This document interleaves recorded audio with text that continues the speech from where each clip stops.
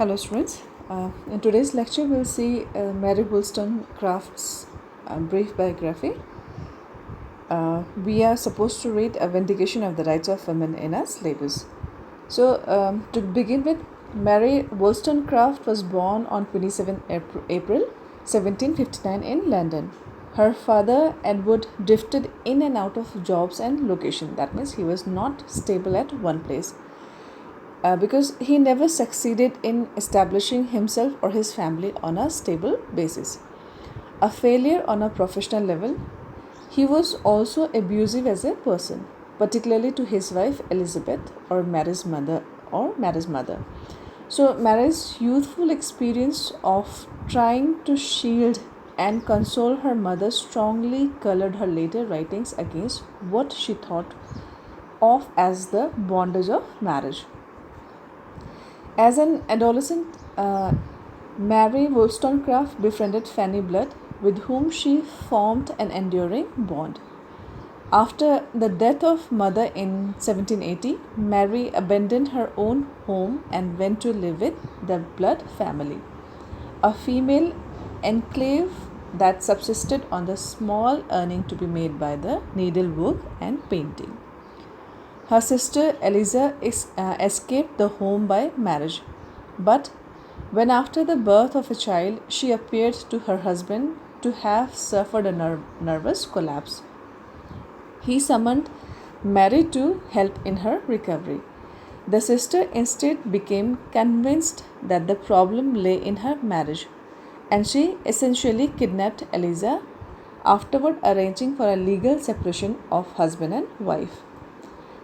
At this point, that was in 1784, facing the universal lack of professional opportunity for women, Wollstonecraft decided to set up a school with Eliza and Fanny Blood in Islington. They determined, however, that their prospect would be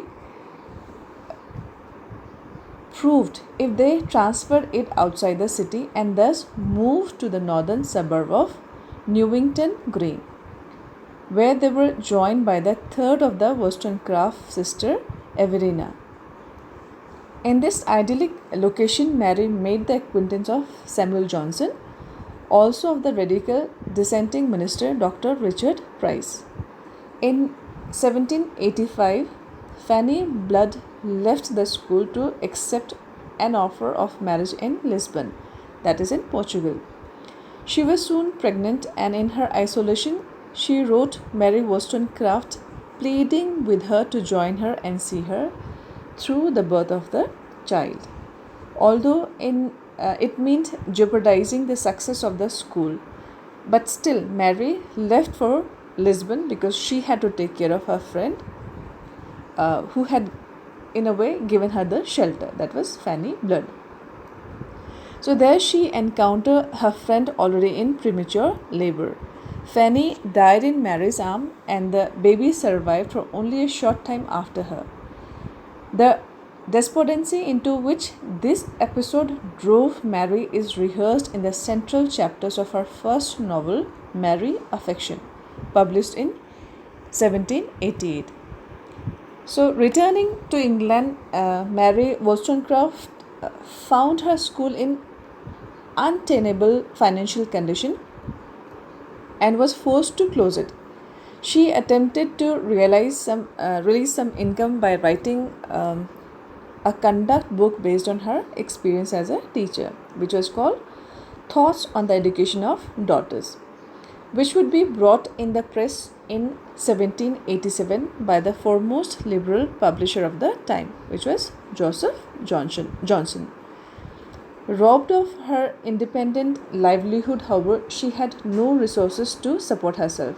So in 1786, she entered the household of Viscount Kingsborough of Mitchelstown. So it was County Crook in Ireland. So where she served as a governess to the two daughters. So this position lasted a year and drove her to a detestation of demeaning position of governess that can be seen in many of her later writings.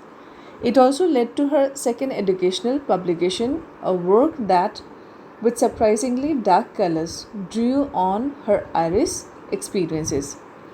Following the reclamation of two spoiled sisters by determinedly sober governess named Mrs. Mason, which was published by Johnson in 1788 as original stories from real life with conversation calculated to regulate the affection and form the mind to truth and goodness. This was the name of book. I'm repeating.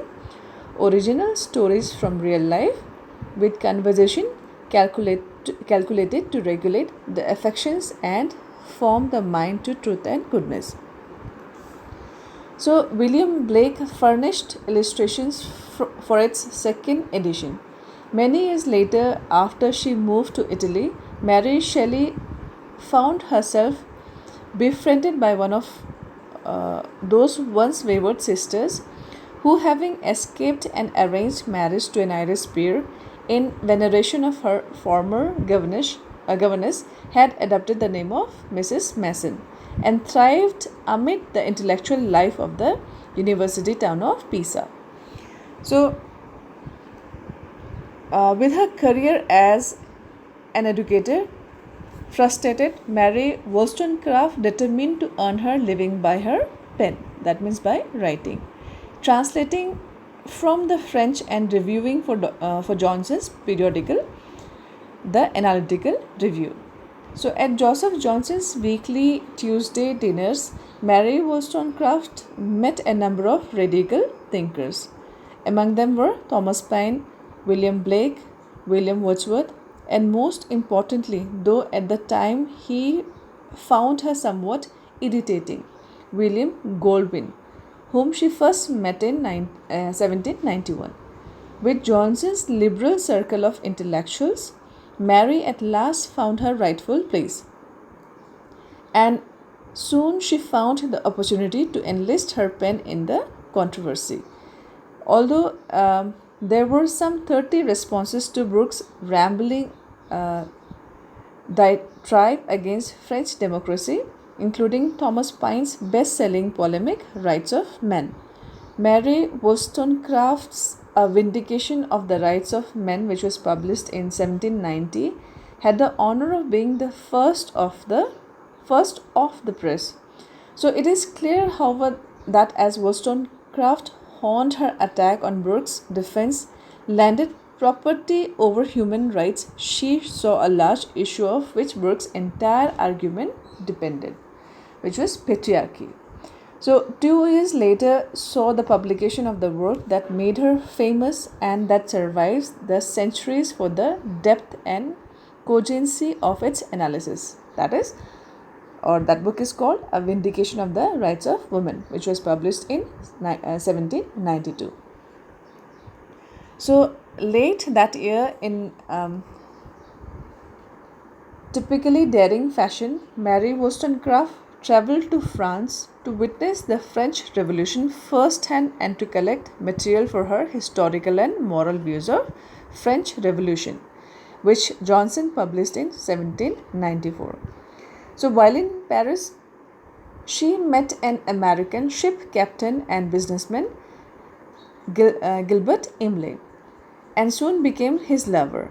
Indeed, they lived a romantic existence for all English, however sympathetic to the regime, were under threat by the terror, and Imlay first hid Mary in the American embassy during its height, then moved to the port of Le Havre, where she managed to pass safely as his wife. So in 1794, she had a daughter by Imlay, that is Fanny Imlay, to whom she was deeply attached, never one to stick at the proper female conventions. Mary, with her infant daughter, undertook an expedition to further Imlay's business interest, the account of which she published as one of her enduring contributions to English literature as Letter Written During a Short Residence in Norway, Sweden and Denmark, finally published in 1796. These letters ended with a sense of impending disaster, which was indeed the case. Upon her return to London, Wollstonecraft discovered that while she was working on his behalf, Imlay had deserted her. Distraught, she attempted suicide by jumping from Putney Bridge into the Thames. Recovering from this near disaster, Mary Wollstonecraft renewed her acquaintance with William Godwin, and though they kept their separate apartments and circle of friends, they soon became romantically involved. Although both had written against the prevailing notions of matrimony, when it became clear that Mary was pregnant, they determined to marry. The wedding was performed in St. Pancras Church on 29 March 1797, and on 31st August, Mary Wollstonecraft gave birth to a daughter who was given both their names as an intellectual inheritance, Mary Wollstonecraft Godwin. The child was robust, but there were complications with the afterbirth, and Mary Wollstonecraft quickly sickened from placenta infection and died just 11 days after her daughter's birth on 10th September 1797. Now, deeply attached as the lovers had been, this event left Godwin distraught. His means of recovery was to write biography of Mary Wollstonecraft, Memoirs of author of Vindication of the Rights of Women, which was later written by Godwin, to which he added an edition of remarkable fragments of her last novel, Maria or the Wrongs of Woman. So, their publication in 1798 had the ironic effect of furnishing critics of Mary Wollstonecraft's lifestyle with the means by which to attack not just her but all attempts to liberate women from a conventional patriarchal control.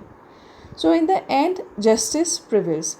In a later time, her attackers have receded to historical footnotes, and Mary Wollstonecraft stands in honor of her significant contribution to English letters and human progress. So that is all for today's lecture. Thank you all.